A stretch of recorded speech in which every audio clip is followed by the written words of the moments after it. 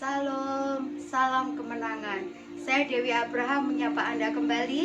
Kali ini saya akan menyampaikan firman Tuhan tentang opportunity atau kesempatan. 5 tahun terakhir ini kita sering mendengar lagu ini. Hidup ini adalah kesempatan. Mari kita sama-sama baca dari Yohanes pasal 9 ayat yang keempat bagian B. Demikian firman Tuhan. Selama masih siang akan datang malam, dan di mana tidak ada seorang pun yang dapat bekerja. Dalam hidup ini ada hal yang tidak bisa kembali lagi. Waktu, perkataan, dan kesempatan. Ternyata kesempatan itu sesuatu yang berharga, sesuatu yang berarti, sesuatu yang punya nilai. Sampai almarhum Glenn Fredly nyanyikan lagu ini. Tuhan bila masih ku diberi kesempatan. Saudara, dalam hidup ini ada beberapa tipe orang. Orang yang pertama adalah orang yang melewatkan kesempatan, yang menyia-nyiakan kesempatan. Orang yang kedua adalah orang yang menggunakan kesempatan. Dan tipe orang yang ketiga adalah orang yang menciptakan kesempatan di tengah-tengah kesempitan. Kesempatan bahasa aslinya adalah koros. Koros itu artinya momentum. Momentum itu bicara tentang waktu. Hari ini kita akan belajar bagaimana Yesus Tuhan kita adalah pribadi yang luar biasa, yang bisa menggunakan kesempatan dengan baik. Ketika Yesus dalam perjalanan pelayanannya, dia menjumpai orang buta. Yang Yesus lakukan, dia tidak diam, dia tidak berpangku tangan, tapi dia lakukan sesuatu, dia lakukan kebaikan, menyembuhkan orang yang buta. Orang yang pertama adalah orang yang melewatkan kesempatan, orang-orang yang menyia-nyiakan kesempatan. Orang Farisi adalah orang yang menyia-nyiakan kesempatan. Atas nama hari Sabat, tidak mau melakukan sesuatu yang baik, tidak mau melakukan sesuatu yang bernilai. Contoh orang yang menyia-nyiakan kesempatan itu seperti ini. Waktunya beribadah, mancing. Waktunya pergi ke gereja, jalan-jalan. Saya suka pelayanan di beberapa luar pulau. Kalau di luar pulau itu pendetanya dipanggil mama. Hari itu KKR jam 6 sore. Saya sama ibu gembalanya naik ke atas mobil terbuka, mobil pickup. Saya dan ibu gembalanya di depan, di belakang itu jemaat. Ketika saya melewati rumah penduduk, yang luar biasa begini, mereka melambaikan tangan ke arah kami dan memanggil gembalanya dan bilang begini, Mama Pendeta, titip salam buat Tuhan Yesus. Mereka nggak ikutin ibadah, tapi mereka asik ngobrol, mereka asik main kartu, mereka asik melakukan aktivitas yang lain. Orang-orang seperti ini adalah orang-orang yang menyia-nyiakan kesempatan. Kalau dulu disuruh ke gereja, alasannya sibuk. Kalau disuruh ke gereja, alasannya capek. Banyak sekali alasan kalau orang disuruh melakukan sesuatu yang baik. Ini adalah orang-orang yang melewatkan kesempatan. Yang kedua, ada tipe orang yang bisa menggunakan kesempatan. Saya suka pribadi yang namanya Bartimeus. Bartimeus adalah orang buta, tapi ketika dia mendengar Yesus akan melintasi kota Yeriko, yang dia lakukan adalah dia datang kepada Yesus, dan ketika Yesus bertanya, apa yang ingin aku lakukan buat kamu? Langsung Bartimeus menjawab, aku ingin melihat. Seandainya Bartimeus cuek dan tidak peduli dengan kehadiran Tuhan, dia nggak akan mendapatkan mukjizat. Dia nggak akan mengalami kesembuhan. Tipe orang yang ketiga adalah orang yang bisa menciptakan kesempatan di tengah-tengah kesempitan. Saya suka pribadi yang nama Yusuf. Bagaimana Yusuf oleh hikmat Tuhan menciptakan kesempatan di tengah-tengah kesempitan. Kita bisa baca di Kejadian 41 ayat 34 sampai 36. Mesir waktu itu terjadi kelimpahan 7 tahun dan akan terjadi kelaparan 7 tahun. Oleh hikmat Tuhan, Yusuf memerintahkan mengambil 1/5 hasil gandum di seluruh Mesir, dikumpulkan, dan ternyata begini, Mesir mengalami kelimpahan yang luar biasa, bahan makanan yang luar biasa, sampai menutupi masa kekeringan selama 7 tahun. Saudara, yang kerajaan Allah cari saat ini bukan hanya orang-orang yang bisa menggunakan kesempatan, tapi orang-orang yang bisa menciptakan kesempatan. Saya banyak isi di anak muda di youth. Satu saat saya isi di satu kampus, anak muda itu datang pada saya dan bilang begini, Kak Dewi, umur saya udah 50 tahun tapi saya banyak berbicara di anak youth. Mereka bilang begini, Kak Dewi, saya tidak mau hanya sekedar menjadi orang biasa, tapi menjadi orang di atas rata-rata. Maksudnya bagaimana? Saya ingin menjadi seorang pengusaha setelah lulus nanti, dan saya akan menciptakan lapangan pekerjaan supaya banyak orang bekerja di tempat saya. Saya bilang gini, kamu keren banget. Dengarkan baik-baik, generasi milenial yang sekarang pintar mengakses gadget. Harusnya gadget yang kalian miliki bukan hanya untuk tanya teman kalian, sudah makan atau belum, sudah tidur atau belum. Gak ada salahnya kalau gadget yang kalian punya menciptakan lapangan kerja yang baru, bisa mencetak uang. Hari ini kita akan belajar kesempatan apa yang harusnya ada di dalam hidup kita. Yang pertama, kesempatan untuk beribadah. Ibrani 10:25 katakan gini, janganlah menjauhkan diri dari pertemuan ibadah. Kalau saat ini terjadi lockdown dan kita harus beribadah di rumah, tetaplah beribadah dengan serius, tetaplah beribadah dengan sungguh-sungguh, sama seperti kalau kita ada dalam gereja. Suami saya adalah orang yang disiplin soal beribadah. Sekalipun kami harus menikmati ibadah online di rumah, suami saya tetap perintahkan anak-anak saya untuk mengikuti aturan main yang gereja kami sudah sediakan. Kami ibadah online dan suami saya bilang, ibadah tetap ibadah.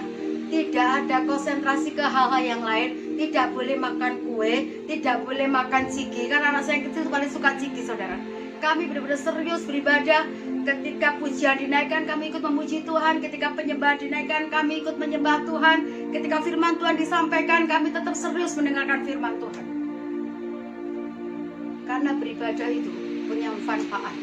Keluaran 23:25, kalau kita beribadah dengan sungguh-sungguh, makan minum kita diberkati, kesehatan kita dipelihara oleh Tuhan.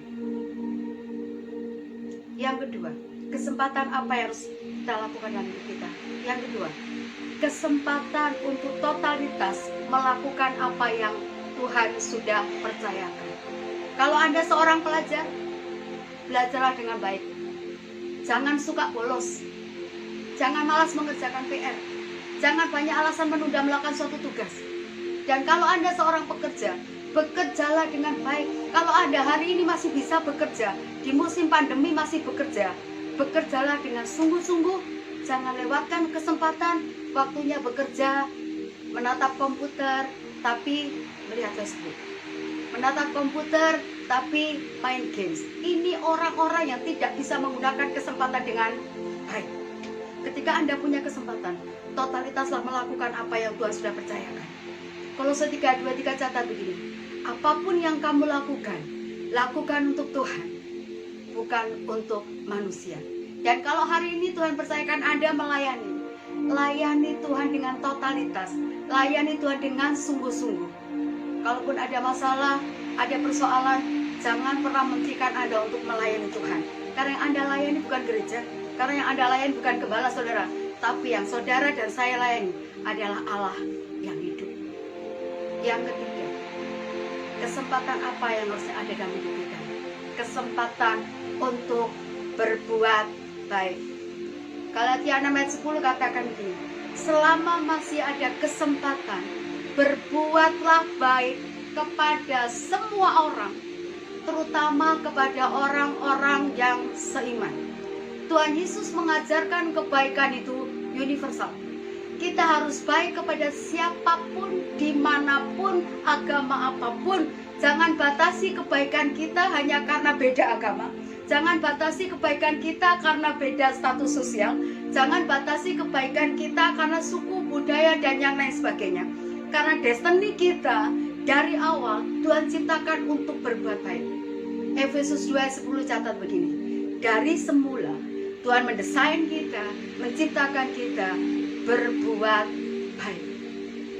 Sering saya mendengar begini, Bu Dewi, saya sudah berbuat baik, tapi saya dikecewakan.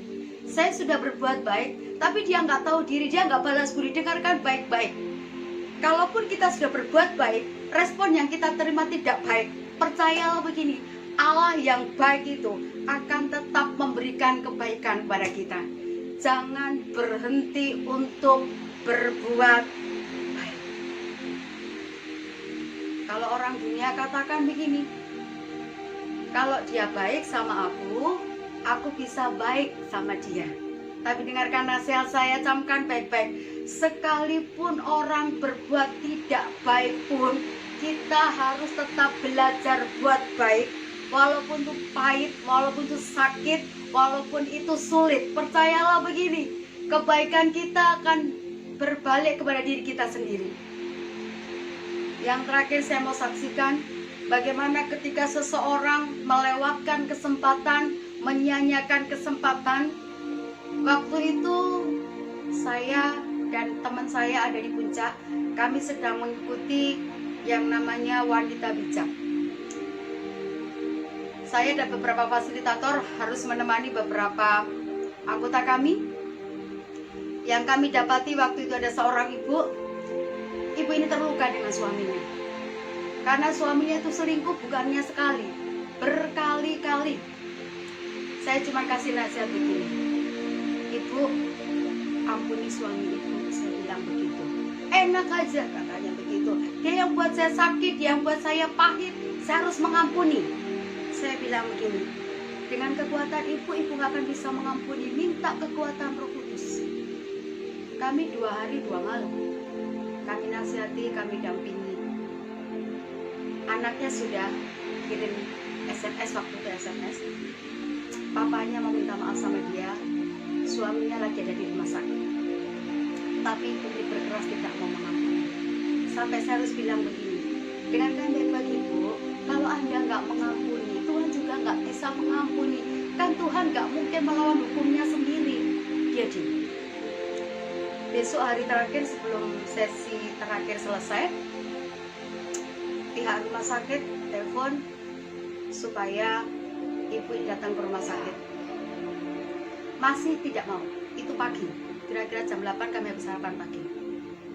Beberapa fasilitator nasihatin begini, Bu, ini kesempatan, kalau suami ibu meminta maaf, ayolah maafkan, datang ke rumah sakit, jangan simpan dendam, itu gak ada artinya. Lihatlah kasih Tuhan yang gak pernah memperhitungkan kesalahan. Dia cuma diam, tapi air matanya menetes. Kira-kira jam 11 siang, sesi terakhir ketika kita mau doa untuk sesi yang terakhir, anaknya telepon menyuruh mamanya supaya datang ke rumah sakit. Akhirnya ibu itu mau dengan setengah dipaksa, dan fasilitator menemani dia untuk ke rumah sakit. Dia bilang, baik, saya akan menemui suami saya dan saya akan mengampuni dia. Di tengah perjalanan, ibu ini berdoa, Tuhan, saya akan ketemu suami saya dan saya janji akan memaafkan dia, akan mengampuni dia. Sampai di depan rumah sakit, depan gerbang pintu rumah sakit, ternyata telepon masuk dan menyatakan bahwa suaminya baru saja meninggal ketika ibu itu dalam perjalanan menuju rumah sakit. Dengan kata-kata, ibu itu punya kesempatan bisa mengampuni, tapi dia nggak mau mengampuni. Dia masih tahan egonya. Dia bersikeras mempertahankan sakit hatinya. Apa yang terjadi? Waktu kita nggak pernah bisa tahan, umur kita nggak pernah bisa tahan. Ketika ibu itu mendengar suaminya sudah meninggal, tanpa sempat terjadi rekonsiliasi, dia histeris, dia teriak. Kan para fasilitator menangkap dia dan bilang, Tuhan lebih mengasihi dia. Ini pelajaran buat kita semua. Kalau hari ini masih ada PR, kecewa, marah, sakit hati, jangan pernah simpan itu. Karena untuk mati tidak harus tua, untuk mati tidak harus sakit dulu. Selama masih ada kesempatan yang kita miliki, berikan kasih, berikan pengampunan untuk orang-orang yang ada di sekitar kita, keluarga kita, kerabat kita, teman kita, siapapun yang kita temui. Karena hidup ini adalah kesempatan. Tuhan Yesus memberkati. Salam.